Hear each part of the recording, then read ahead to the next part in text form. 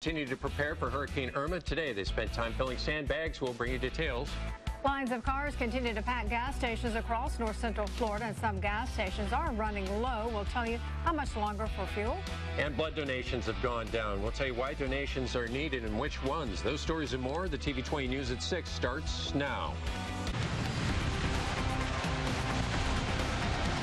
We're tracking Hurricane Irma ahead of the storm potentially making landfall here in Florida. As a result, Alachua County Public Schools have announced they will be closed on Monday. Again, Alachua County Schools closed on Monday. TV 20's Chief Meteorologist Bill Quinlan is in the Weather Center now to bring us latest on Irma. Bill? 5 o'clock advisory still has it a formidable Category 5 hurricane with 185-mile-an-hour winds passing just north of San Juan, Puerto Rico, at least the center of the eye, but the outer bands are affecting San Juan with wind gusts in excess of 60 miles an hour being reported there in the last hour. I have to wait to see if we get any more reports from there with the bands wrapping around in that area. The potential is for it to go along this track. Now, it has been moving on the east side or the north side of this track over the last 12 hours or so, and it still seems to be having that bit of a trend, so we'll be watching this very carefully over the next several hours to see if the track changes. We won't have another forecast track until 11 o'clock tonight. Expected to move just north of the islands here, Hispaniola, and then affecting folks in the Turks and Caicos with 165 miles an hour wind. Still a Category 5 hurricane. By the time it gets to South Florida, we're looking at a forecast area here of almost 350 miles. So be aware, it could be anywhere within this cone at this point, not just in the center of the cone. As we look a little bit further towards the north, we do have an air cone in excess of 450 miles, so it could be offshore, it could be back out to the west, it could be up and down the state of Florida. Just going off the east coast is not necessarily a good thing. We'll explain that coming up in a few minutes. Thanks, Bill. Neighbors helping neighbors. That's exactly what's happening across Florida as people prepare for Hurricane Irma. Today in Alachua County, people met in Hague to pack sandbags in preparation for the storm. As we wait for the storm to make landfall in Florida, people aren't waiting to get prepared. TV 20's Sarah Gerard joins us now, live from the City of Gainesville Public Works compound, where people have been busy loading up on sandbags all day today. Sarah? Paige, Dave, the City of Gainesville gave out more than 10,000 sandbags, and they're out. But people told me that they're nervous about the flooding, and they are making evacuation plans. But even with all of this uncertainty, complete strangers are making a point to help their neighbors.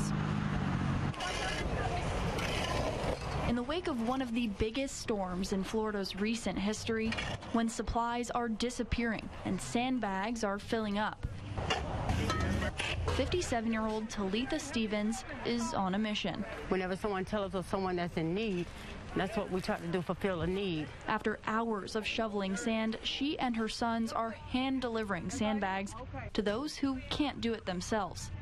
So far, I had in the past, so she told me that one was on the way, you know. And she's doing it all while fighting stage 4 breast cancer. So it's all about unity and helping one another. Diagnosed in 2014, she's dedicated her life to helping her neighbors. Hi, I'm just checking to see if you need any sandbags for the storm. And for their sake, she's praying Hurricane Irma changes course. We're hoping that it just don't do too much damage and that it just goes on by.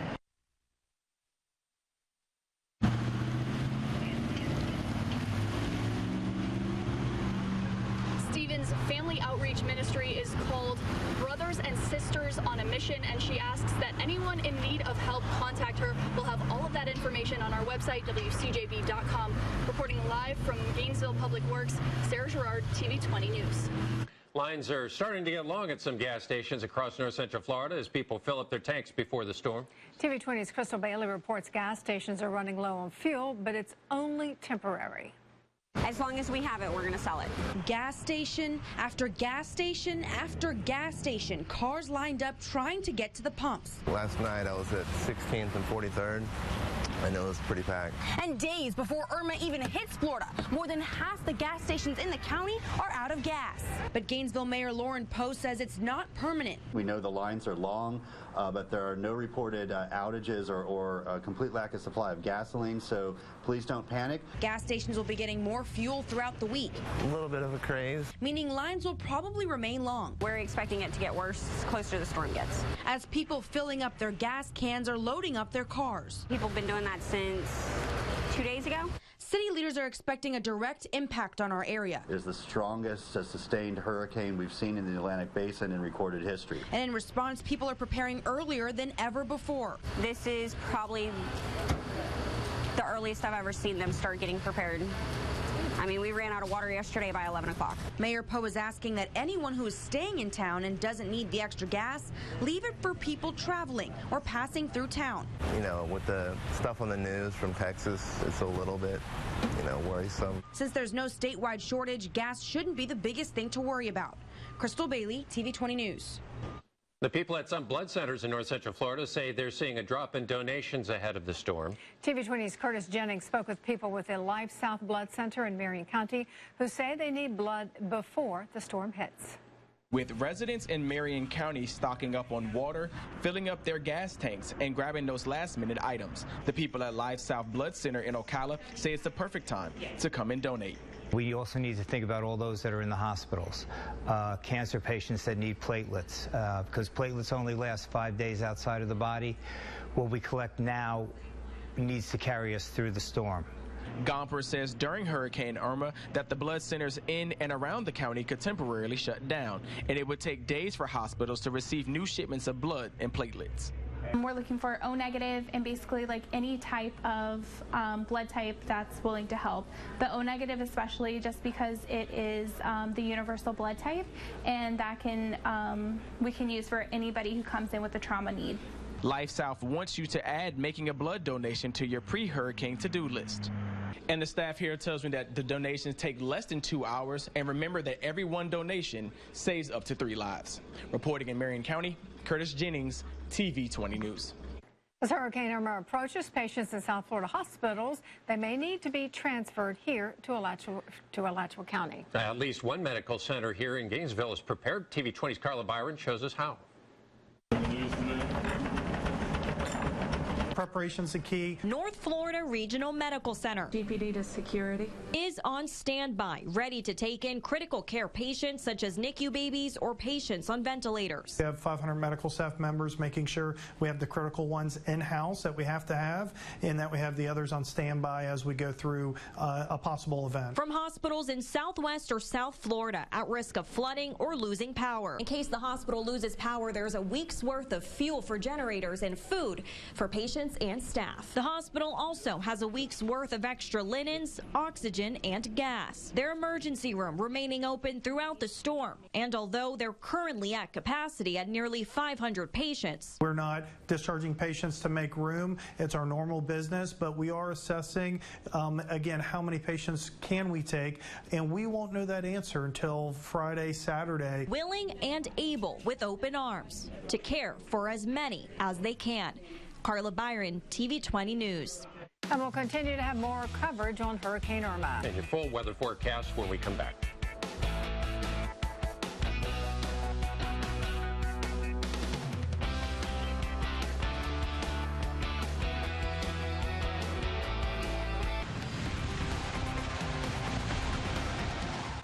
Irma continues as a Category 5 storm and moving through the Caribbean earlier today, now moving just north of Puerto Rico on the enhanced infrared satellite view. It shows a good symmetrical storm as it moves on through with winds in excess of 185 miles an hour. As we'll get a little bit closer, you can see the eye is kind of shrinking down just a bit. That means it's getting ready to go through what's called an eye wall replacement cycle. When we look at the radar here in just a second, you'll be able to see that developing within the storm because it has become close enough to Puerto Rico to get the Puerto Rican radar on there. Right now, 185 mile an hour winds, movement to the west-northwest at 16. You see that jog, which is sparing most of Puerto Rico, but the islands have been devastated by this storm moving through.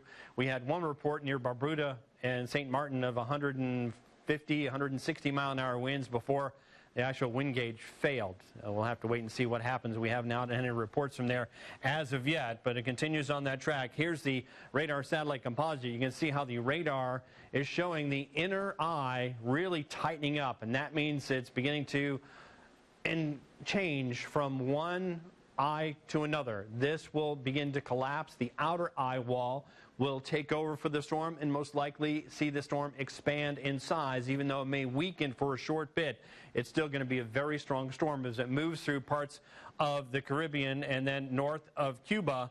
By Saturday evening, it could be anywhere from Nassau down to Santa Clara, just to the south of Havana. And then as we get a little bit later in time, on Sunday, approaching the south coast of Florida. But you have to remember the error here is in excess of 200 to 300 miles. When you head to the north, the track along this is an error of 450 miles. So it's not the center line. That is not where the storm is going to go. It could be on the east side of this. It could be on the west side of this. It could be right down the middle or anywhere in between. Could even be north of the area.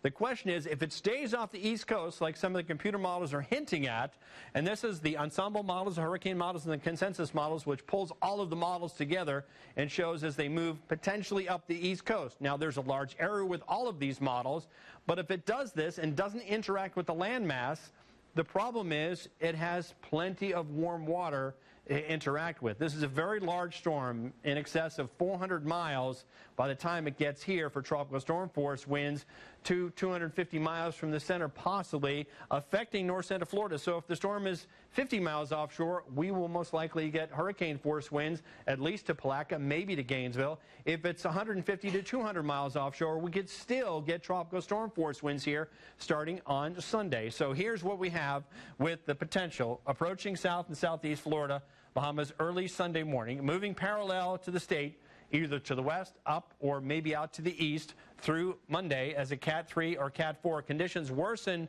for north central Florida Sunday, late in the day, and then all day Monday, and then it begins to move off towards the north.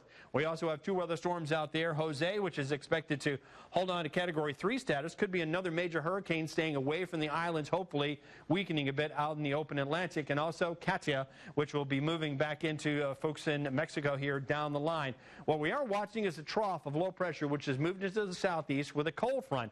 As that cold front gets closer, we could see some upper-level shear if it sticks around long enough and this big area high pressure moves across the southeast. If it's strong enough, it'll push it to the west. If it's weak enough, it'll allow it to head up the east coast. If that happens, we'll have to watch this very carefully because we still could have impacts here even if it's off the east coast. Keep that in mind. 71 degrees, a few showers, partly cloudy skies late. 86 for high tomorrow, partly cloudy. North and northeast winds at about 5 to 10 miles an hour. Strong cut advisory, north-northeast winds 10 to 15, 6 to 7 foot seas over at St. Augustine, 2 foot seas at Cedar Key in the extended outlook into the upper 80s, then the lower 80s, and then the rain chances really kicking in on Sunday and Monday with the potential tropical system. Forecast back in Gainesville, the rainiest month on record was September 1894. How much rain fell? A, B, or C, it would be B, 19.91 inches. Okay, we think about the wind and the rain with this, but what about the storm surge with this storm? A storm surge on the coast. If it stays just off the coastline, we could see tremendous. You remember what happened with Matthew last year on the East Coast. Right. Even the West Coast had some damage with Matthew because of the wraparound winds. We'll have to watch that very carefully. And inland up into Kentucky and Tennessee, they could see 15, 20 inches of rain if it moves onshore. Thanks, Bill. Well, you can visit WCJB.com for more information in our area about Hurricane Irma. You can also download the new WCJB app on Apple and Android devices to stay up to date on the latest Hurricane Irma information. We'll have more when we come back.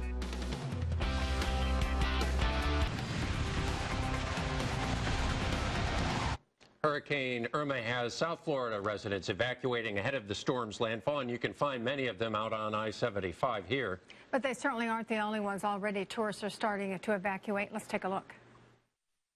Come on, roll with us, man. It's going to be a mess down here. Rodney and Keisha Lawson hope to celebrate their 6th anniversary in the Keys, and now they're leaving 3 days early because the Keys are under a mandatory evacuation. I'm upset about it.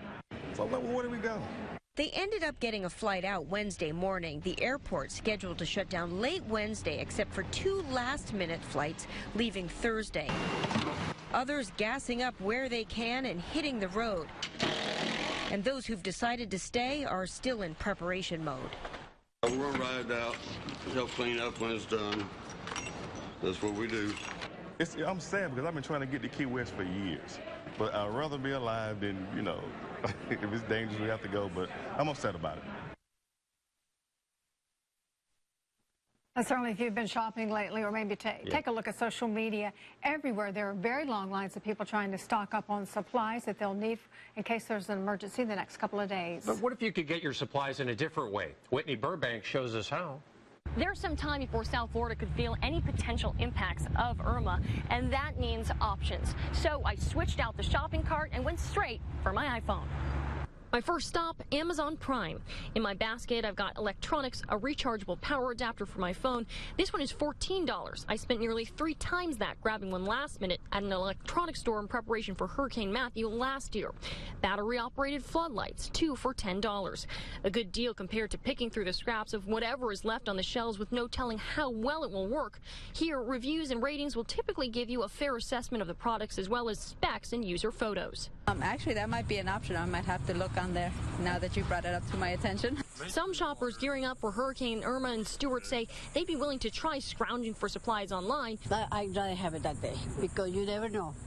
But others aren't totally sold. Shall we say a bird in the hand is better than a bird flying away. Groceries can be tricky.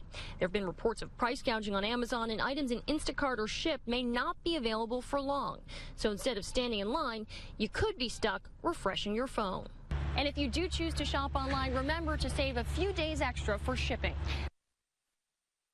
Well, it's been a very busy day for people in the Florida Keys. For visitors there, as we mentioned earlier, there's been a mandatory evacuation for non-residents. That actually went into effect at 7 o'clock this morning. Now, a resident evacuation order will go into effect at 7 o'clock tonight. The county's emergency management said that it could be the worst-case scenario. Residents who have decided to stay are now boarding up and getting ready for the worst. And a lot of visitors have already left. Others are hoping to get off the island before the big rush. Emergency managers are very worried about the storm surge that Bill mentioned just a moment ago.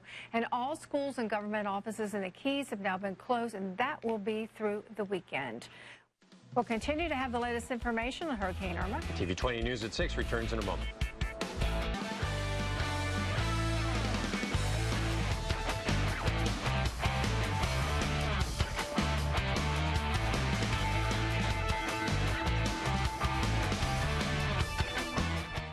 Welcome back. With school back in session and sports already in full swing, today we continue our annual student athlete feature.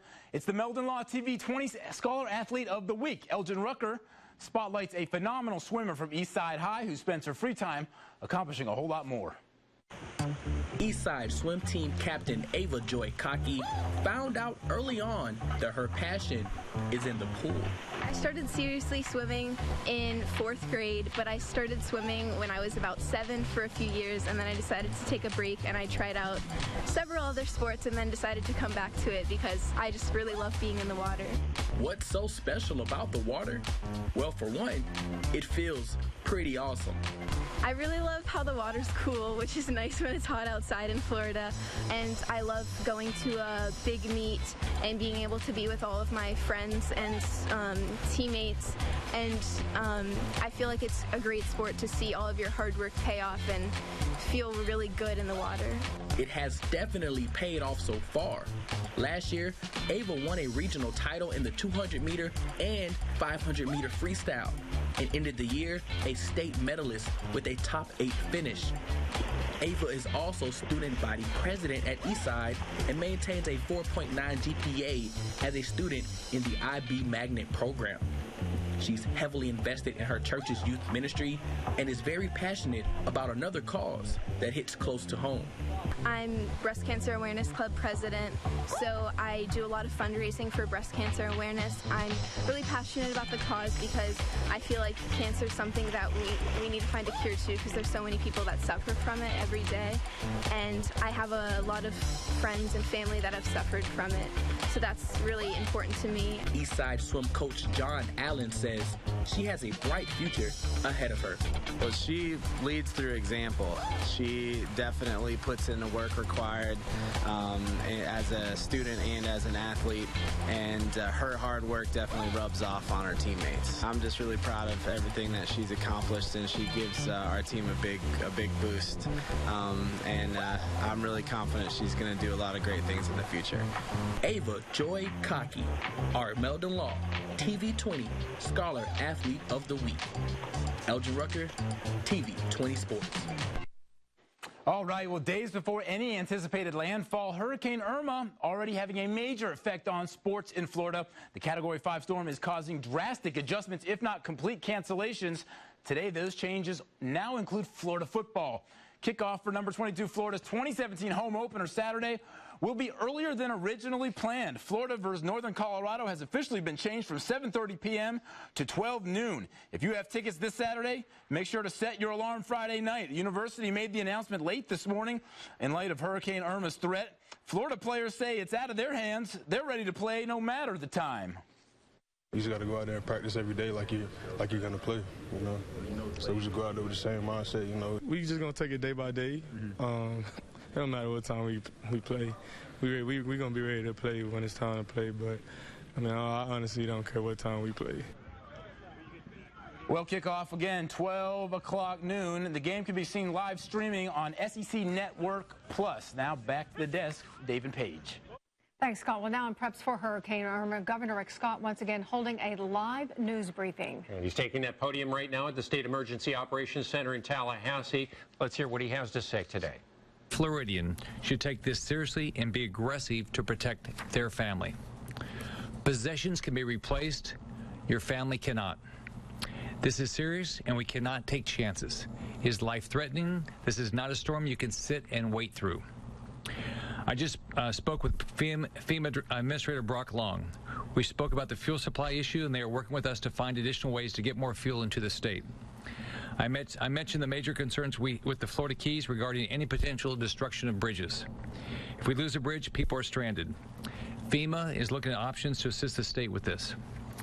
I've also discussed the importance of FEMA about the need to help every hospital get up and running when the storm passes to the extent they've evacuated. We also have a special task.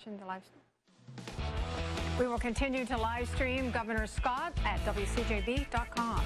And of course, you